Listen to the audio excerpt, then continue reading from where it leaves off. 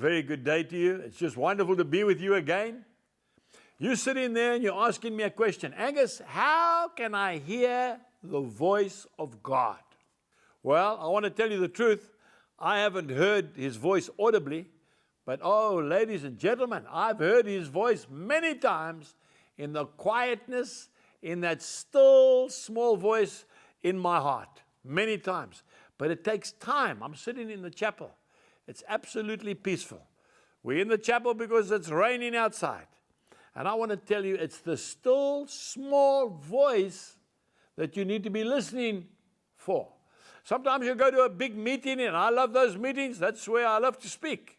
There's thousands of people, and there's music, and people are rejoicing, but you don't always hear a specific word for yourself in those meetings. You experience the presence of the Holy Spirit, you see signs and wonders and miracles, but sometimes you want a word for yourself. Isn't that right? Well, this is how you do it. Listen carefully. We go to 1 Kings, chapter 19, and I'm going to read from verse 11, okay? And this is Elijah, the Tishbite. Elijah is my hero, by the way, in the Old Testament. He's that prophet that feared nothing and no one, only God. Listen to this. Then he said, "Go out and stand on the mountain before the Lord.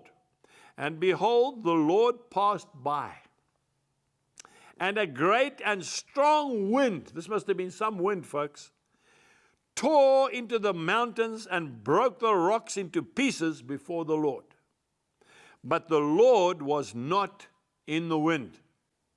And after the wind, an earthquake.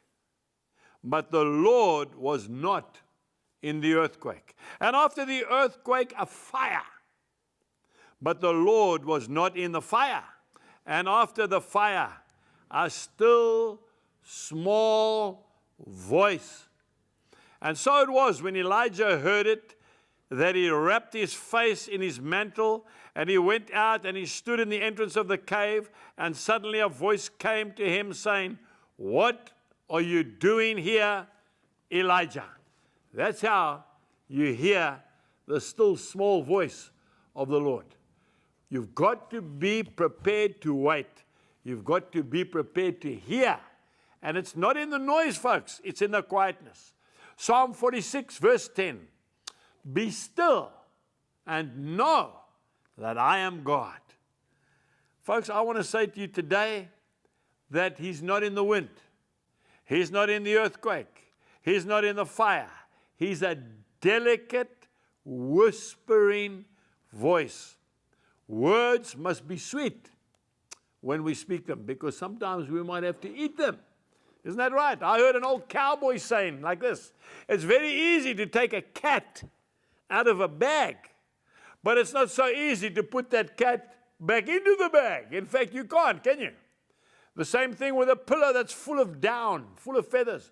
You can go out into the wind and you can throw them around, but you won't catch all those feathers and take them back. When you say an angry word, a harsh word to a loved one, it's not so easy to take it back.